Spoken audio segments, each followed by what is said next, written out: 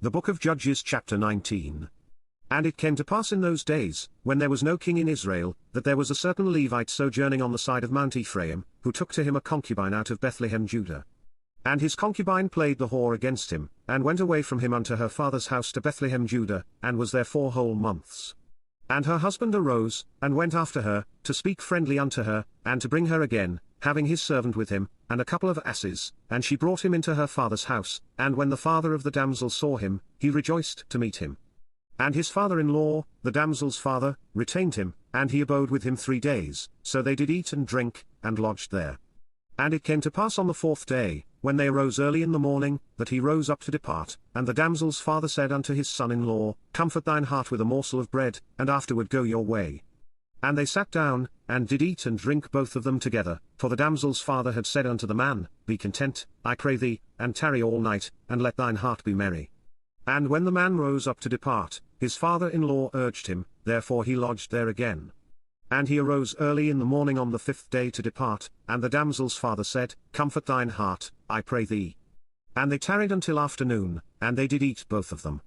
And when the man rose up to depart, he, and his concubine, and his servant, his father-in-law, the damsel's father, said unto him, Behold, now the day draweth toward evening, I pray you tarry all night, behold, the day groweth to an end, lodge here, that thine heart may be merry, and tomorrow get you early on your way, that thou mayest go home.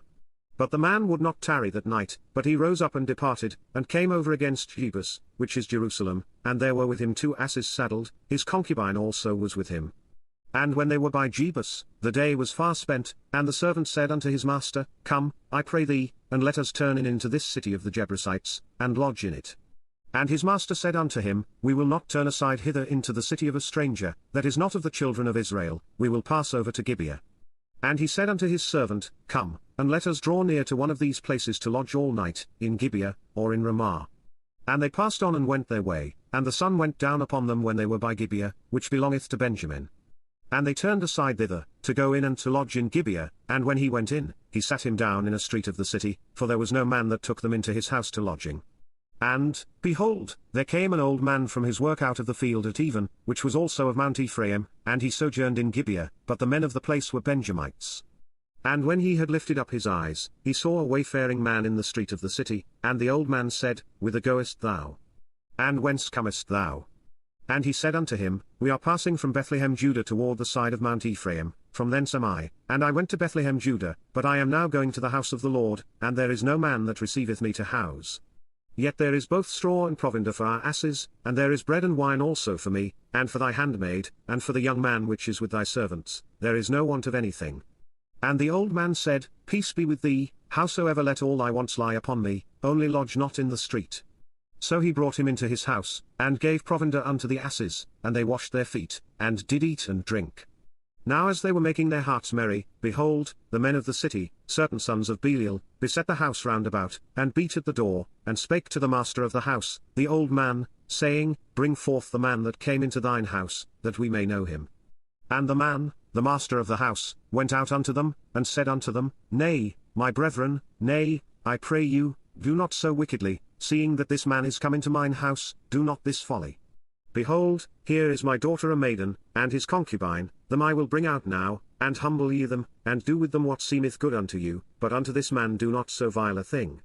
But the men would not hearken to him, so the man took his concubine, and brought her forth unto them, and they knew her, and abused her all the night until the morning, and when the day began to spring, they let her go. Then came the woman in the dawning of the day, and fell down at the door of the man's house where her lord was, till it was light. And her lord rose up in the morning, and opened the doors of the house, and went out to go his way, and, behold, the woman his concubine was fallen down at the door of the house, and her hands were upon the threshold. And he said unto her, Up, and let us be going. But none answered. Then the man took her up upon an ass, and the man rose up, and gat him unto his place.